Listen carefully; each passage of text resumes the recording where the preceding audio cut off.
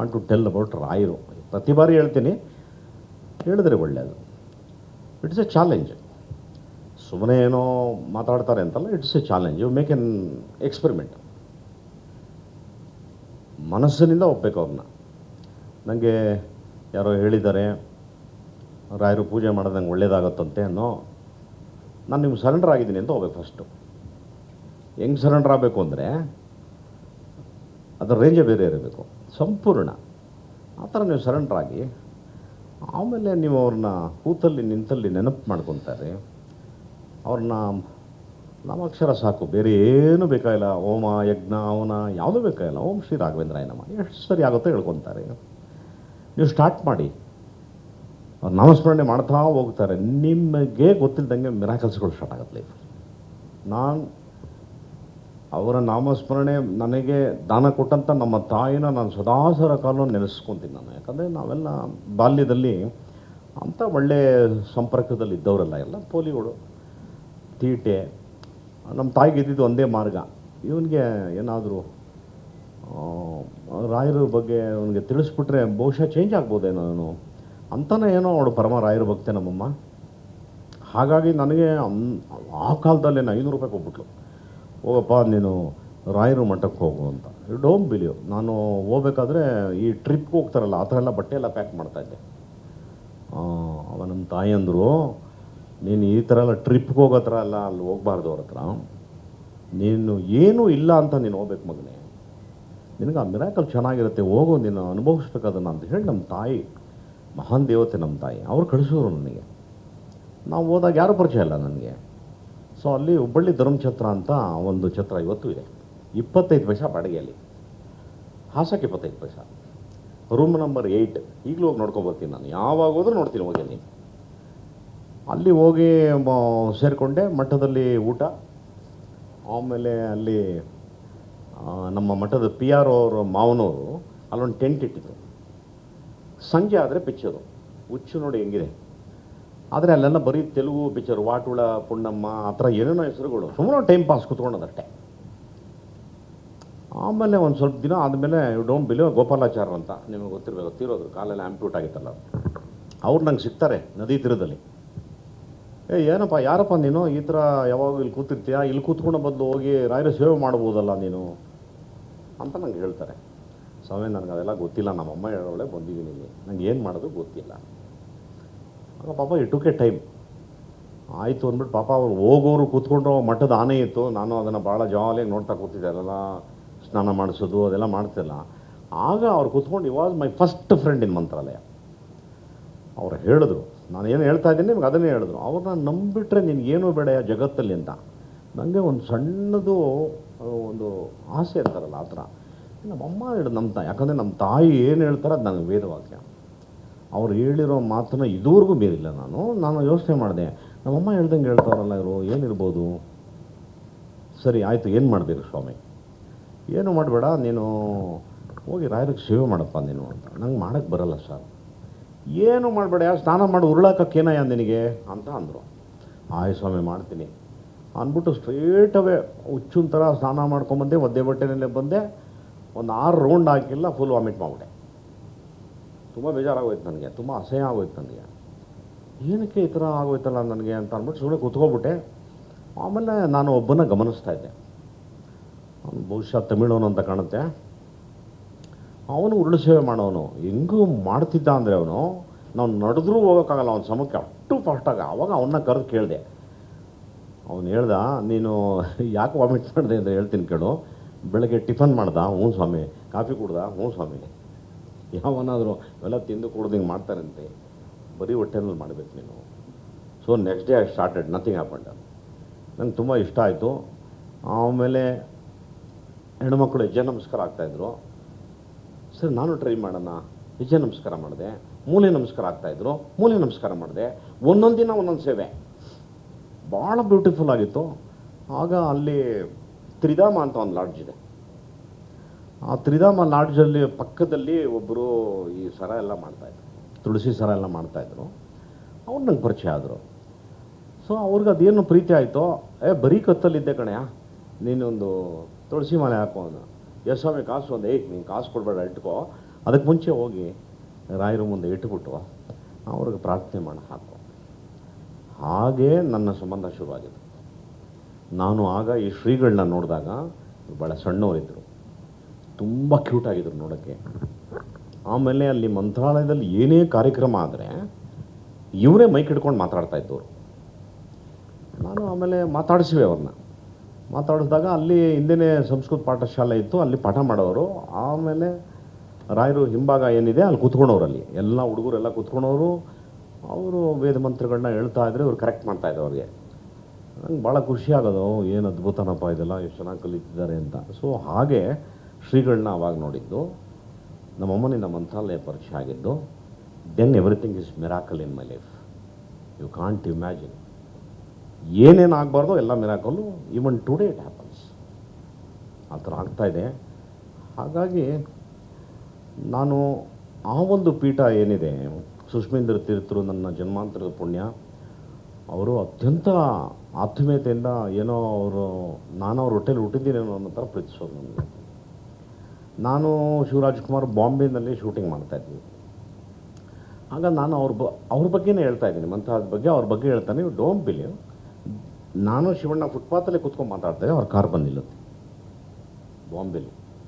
ನಾನು ದಿಗ್ಭ್ರಾಂತನಾಗಿ ನೋಡ್ತಾ ಇದ್ದೀನಿ, ಏನು ರಾಯರ ಬಗ್ಗೆ ಅವ್ರ ಬಗ್ಗೆ ಅವರೇ ಬಂದ್ಬಿಟ್ರಲ್ಲ ಅಂದ್ಬಿಟ್ಟು. ಪಾಪ ಅವ್ರು ಅಂದರು, ಏನೋ ಇಲ್ಲಿ ಕೂತ್ಕೊಂಡಿದ್ಯಾ, ರಾಜ್ಕುಮಾರ್ ಅವ್ರ ಮಕ್ಕಳು ಗುರುಗಳೇ, ಇಲ್ಲಿ ಶೂಟಿಂಗ್ ನಡೀತಿದೆ ಅಂದೆ. ಅಲ್ಲಿ ನಮ್ಮದು ಮೂಲರಾಮರ ಪೂಜೆ ಇದೆ, ಇಲ್ಲಿಂದ ಪಕ್ಕದ ರೋಡು ಬಾ ಅಂದು ನಾನು ಶಿವಣ್ಣನ ಕರ್ಕೊಂಡೋಗಿದ್ದೆ. ಹಾಗೆ ನೀವು ಹಿಂಗಂದರೆ ನನಗೆ ಅದು ಫೀಲ್ ಆಗೋದು. ನಾನು ಮನೆ ಕಟ್ಟಿದೆ. ಆ ಮನೆ ಕಟ್ಟೋ ಕತೆ ಅಂತೂ ಭಾಳ ವಿಚಿತ್ರವಾಗಿದೆ. ಏನೇನೋ ಮಾಡಿ ಬಂಗ ಬಿದ್ದು ತೊಗೊಬಿಟ್ಟಿದ್ದೀನಿ. ಮನೆ ಮುಗ್ಸೋಕ್ಕೆ ಕಾಸಿಲ್ಲ ನನಗೆ. ಅವ್ರು RF ಮಾಣಿಕ್ಚಂದ್ ಅಂತ ನಮ್ಮ ಪ್ರೊಡ್ಯೂಸರು 8% ಬಡ್ಡಿ ತೊಗೊಬಿಟ್ಟಿದ್ದೀನಿ ಅವನ ಹತ್ರ. ₹5 ಲಕ್ಷಕ್ಕೆ ಕರೆಕ್ಟಾಗಿ 31ನೇ ತಗ ರಾಜ್ಯ ಹೆಂಗಿದ್ಯಪ್ಪ ಅಂತ ಫೋನ್ ಬರೋದು. ಅದು 40,000 ಹಂಚಬೇಕು. ಆಮೇಲೆ ಸಾಯಿ ಪ್ರಕಾಶ್ ಅವರು ಶಿಷ್ಯ ಒಬ್ಬ ಇದ್ದಾನೆ, ಅವನಂತ 1 ಲಕ್ಷ ತೊಗೊಬಿಟ್ಟಿದ್ದೀನಿ. ಅವ್ನು 10%. ಮುಗಿತಾನೆ ಇಲ್ಲ ಮನೆ. ಆಮೇಲೆ ಜಿ ಹೆಗಡೆ ಅಂತ ಒಬ್ಬ ಇದ್ದ, ಅವನಂತ 1 ಲಕ್ಷ ತೊಗೊಂಡಿದ್ದೀನಿ. ಅವನಂತೂ ಊರಲ್ಲಿ ಇರೋರಿಗೆಲ್ಲ ಎಕ್ಸ್ಪ್ಲೈನ್ ಮಾಡ್ಬಿಟ್ಟ, ಜಗ್ಗೇಶ್ ಫಿಲಮ್ ಆ್ಯಕ್ಟ್ರು, ಲಕ್ಷ ಕೊಟ್ಟಿದ್ದೀನಿ ಸಾಲ ಅವನಿಗೆ ಅಂತ ಅವಮಾನ ಮಾಡ್ತಾನೆ. ಅಯ್ಯೋ ಹುಚ್ಚ ಆಗೋಗ್ಬಿಟ್ಟಿದ್ದೆ ನಾನು. ಮನೆಗೆ ಲೈಟೇ ಹಾಕಲ್ಲ, ಲೈಟ್ ಇಲ್ಲ ಆ್ಯಕ್ಚುಲಿ. ಎಲ್ಲ ಕರ್ಟನ್ಗಳು, ಒಂದೇ ಒಂದು ಬಾಗಿಲಿದೆ. ನಮ್ಮ ಚಿಕ್ಕ ಮಗ, ಅವನಿಗೆ ವಾಚ್ಮ್ಯಾನ್ ಥರ ಇಟ್ಟಿದ್ದೀನಿ. ಯಾರಾದರೂ ಸಾಲ ಕೊಡೋರು ಬಂದರೆ ನಮ್ಮ ಡ್ಯಾಡಿ ಇಲ್ಲ ಅಂತ ಹೇಳು ಅಂತ ಇಟ್ಟಿದ್ದೆ. ನಮ್ಮ ಯತಿರಾಜ ನಿಂತ್ಕೊಂಡು ಡ್ಯಾಡಿ ಇಲ್ಲ ಅನ್ನೋನು, ಅದು ನಮ್ಮ ಸಿಗ್ನಲ್ಲು. ಈ ಥರ ಪರಿಸ್ಥಿತಿ. ಒಂದಿನ ತುಂಬ ಹತ್ಬಿಟ್ಟೆ ನಾನು. ಭಾಳ ಬೇಜಾರಾಗೋಯ್ತು ನನಗೆ. ಏನು ಇಷ್ಟು ಪಿಕ್ಚರ್ ಮಾಡ್ತಾಯಿದ್ದೀನಿ, ಏನು ಬರೀ ಬಡ್ಡಿಗಳು ಕಟ್ಕೊಂಡು ಇದು ಮಾಡೋದು ಅಂದ್ಬಿಟ್ಟು. ಇವು ಡೋಂಟ್ ಬಿಲೀವ್, ರಾಯರು ಫೋಟೋಗೆ ತಲೆ ಚೆಚ್ಕೊಬಿಟ್ಟೆ ನಾನು. ಅಷ್ಟು ಕೋಪ ಬಂದ್ಬಿಡ್ತು ನನಗೆ. ಇಂಥ ಬ್ಯೂಟಿಫುಲ್ ನಡೆಯುತ್ತೆ ಅವತ್ತು ಸಂಜೆ ಅಂದರೆ. ಒಬ್ಬ ವ್ಯಕ್ತಿ ಬರ್ತಾನೆ, ಜೋರಾಗಿ ಧ್ವನಿನಲ್ಲಿ ಎದುರುಗಡೆಯವ್ರಿಗೆ ಅಡ್ರೆಸ್ ಕೇಳ್ತಾನೆ. ಇವರೇ ಇಲ್ಲಿ ಫಿಲಮ್ ಆ್ಯಕ್ಟ್ರು ಜಗ್ಗೇಶ್ ಅವ್ರ ಮನೆ ಯಾವುದ್ರಿ ಅಂತ ಕೇಳ್ತಾನೆ. ನಾವು ತಿರ್ಗಾ ಯಾರೋ ಸಾಲ್ಗಾರ ಬಂದ್ಬಿಟ್ಟ ಅಂತ ಫುಲ್ ಅದ್ರ ಬಿದ್ದೋಗ್ಬಿಟ್ಟೆ. ಅವ್ರು ನಮ್ಮ ಮನೆ ಡಾಕ್ಟ್ರ್ ಆದಿಶೇಷ್ ಅಂತ. ಏನು ಪ್ರಾಬ್ಲಮ್ಮು, ಏನು ನಡೆ ಅಂದ. ನಾವು ಫಿಲಮ್ ಅವರು ಒಂದು ಅವಾಗ ಧೈರ್ಯ ಬಂತು. ಟಕ್ಕಂತ ನಾನೇ ಬಾಗಿಲು ತೆಗೆದು ಹೋದೆ. ನಮಸ್ಕಾರ ಸರ್ ಅಂದೆ. ಜಗ್ಗೇಶ್ ಅವರೇ ಎಲ್ಲೆಲ್ರಿ ಹುಡ್ಕೋದು ನಿಮ್ಮನ್ನು? ಇಲ್ಲ ನಿಮ್ಮ ಮನೆ ಅಂದರು. ಹ್ಞೂ ಸರ್ ಇಲ್ಲೇ ಸರ್ ಮನೆ. ಹೌದಾ, ಭಾಳ ಸಂತೋಷ. ನಾನೊಂದು ಫಿಲಮ್ ಮಾಡಬೇಕು ಅಂತ ಬಂದಿದ್ದೀನಿ ನಿಮ್ಮನ್ನ ಹಾಕ್ಕೊಂಡು ಅಂದರೆ. ರೋಮಾಂಚನ ಆಗ್ತಾಯಿದೆ ನನಗೆ.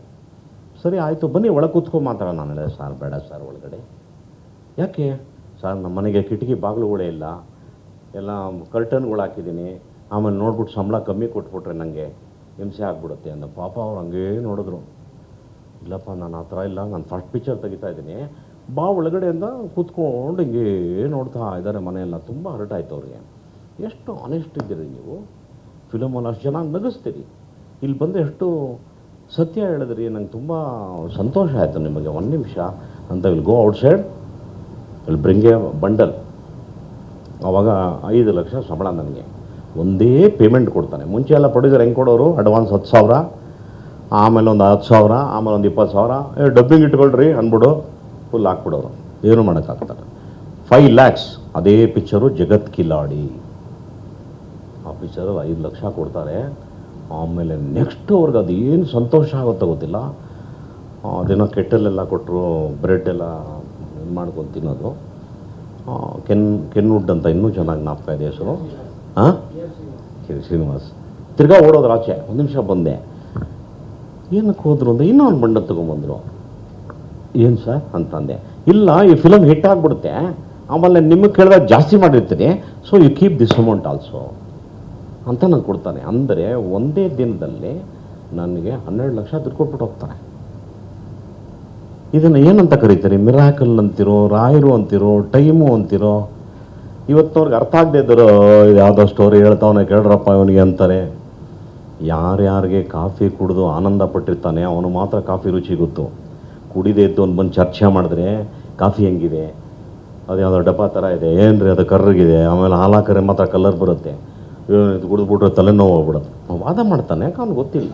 ಇದೇ ಜಗತ್ತು. ಗೊತ್ತಿರೋನಿಗೆ ಗೊತ್ತಿಲ್ಲದಿದ್ದವನಿಗೆ ಈ ಥರ ನನ್ನ ಬದುಕಲ್ಲಿ ಆದಂಥದ್ದು.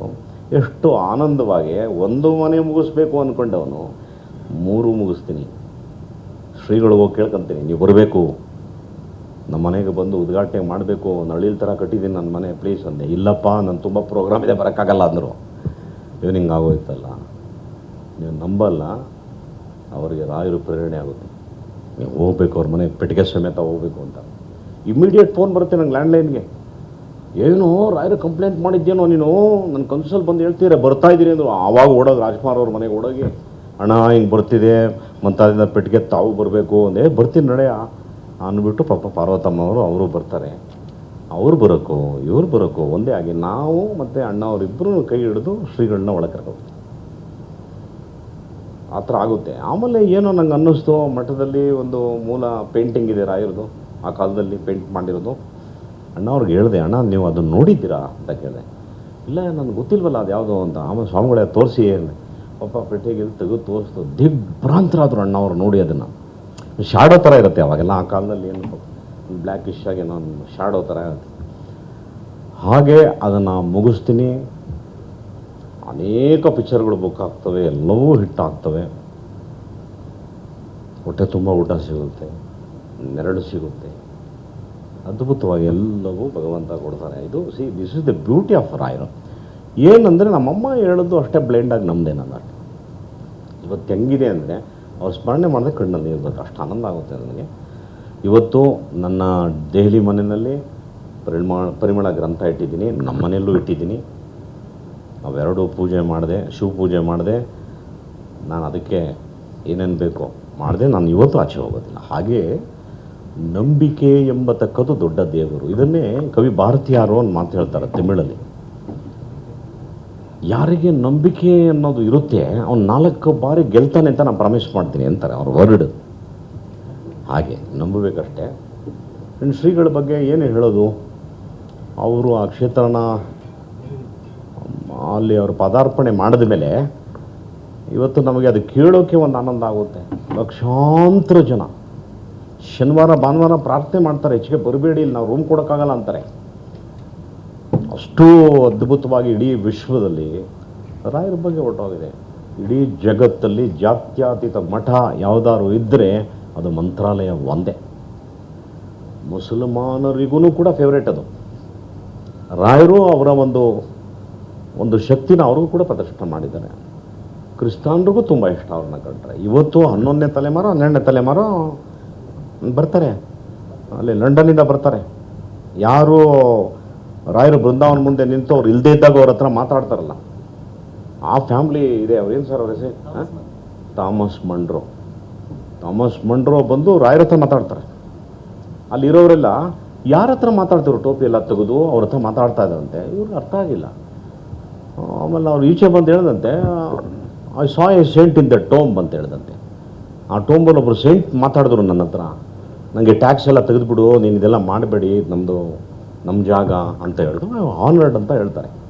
ಇಲ್ಲ, ಇಲ್ಲಿ ಯಾರು ದಿನನಿತ್ಯ ರಾಯರಿಗೆ ಪೂಜೆ ಮಾಡೋದು ದಿಗ್ಭ್ರಾಂತರಾಗ್ಬಿಡ್ತಾರೆ. ನಾವು ಇಷ್ಟು ಸೇವೆ ಮಾಡಿದ್ರು ಕೂಡ ನಮ್ಮ ಕಣ್ಣಿಗೆ ಕಾಣದೆ ಒಬ್ಬ ಇಂಗ್ಲೀಷವನ ಕಣ್ಣಿಗೆ ಕಂಡು ಹೇಳ್ತಾರೆ ಅಂದರೆ ಏನಂತ ಮಹಾಮಹಿಮ ಅಂತ. ಇವತ್ತು ಅವ್ರ family still they come without miss ಮಧ್ಯಾರಾಧನೆಗೆ ಬರ್ತಾರೆ ಅವರು.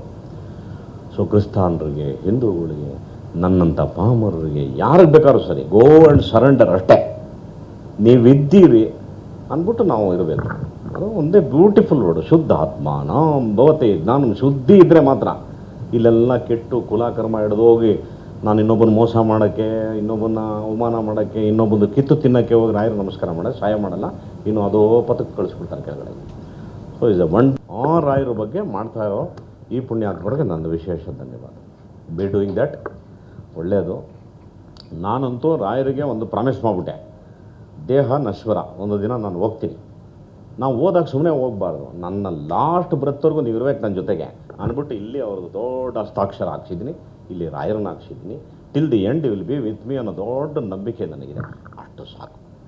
ಎಲ್ಲ ಕಡೆ ಸರ್ವಂ ರಾಘವೇಂದ್ರಮಯ. ಒಳ್ಳೆಯದಾಗಲಿ, ತುಂಬ ಸಂತೋಷ. ನಾನು ಎಸ್ಪೆಷಲಿ ನಮ್ಮ ಮಾಧ್ಯಮದ ಮಿತ್ರರಿಗೆ ತುಂಬ ವಿನಂತಿ ಮಾಡ್ತೀನಿ, ರಾಯರ ಬಗ್ಗೆ ಎಷ್ಟಾಗುತ್ತೋ ಅಷ್ಟು ತಿಳಿಸಿ ಅವ್ರದ್ದು ನೆಕ್ಸ್ಟ್ ಜನ್ರೇಷನ್ಗೆ ಗೊತ್ತಾಗಬೇಕು. ಯಾಕಂದರೆ ಹೋಗ್ತಾ ಹೋಗ್ತಾ ಇವತ್ತು ಭಕ್ತಿಗಿನ ಮೆಟೀರಿಯಲಿಸ್ಟಿಕ್ ಜಾಸ್ತಿ ಆಗ್ತಾಯಿದೆ. ಅವ್ರಿಗೆ ಇದೊಂದು ಚಿಕ್ಕ ಟೇಸ್ಟ್ ಸಿಕ್ಕಿದ್ರೆ, ರಾಯರ ಬಗ್ಗೆ ಗೊತ್ತಾದರೆ, ಅವರ ಕೈನಲ್ಲಿ ಒಂದು ಕತ್ತಿ ಮತ್ತು ಗುರಾಣಿ ಇದ್ರೆ ಹೆಂಗೆ ಧೈರ್ಯವಾಗಿ ಕತ್ಲೆಲ್ಲ ನಡಿಬೋದು, ಆ ಥರ ಅವರು ಬದುಕಲ್ಲಿ ಕಾಡಲ್ಲಿ ನಡಿಬೋದು, ಸಕ್ಸಸ್ ಆಗ್ಬೋದು. ಅಷ್ಟು ಹೇಳಿ ನನ್ನ ಮಾತು ಮುಗಿಸ್ತೀನಿ. ನಮಸ್ಕಾರ. Thank you.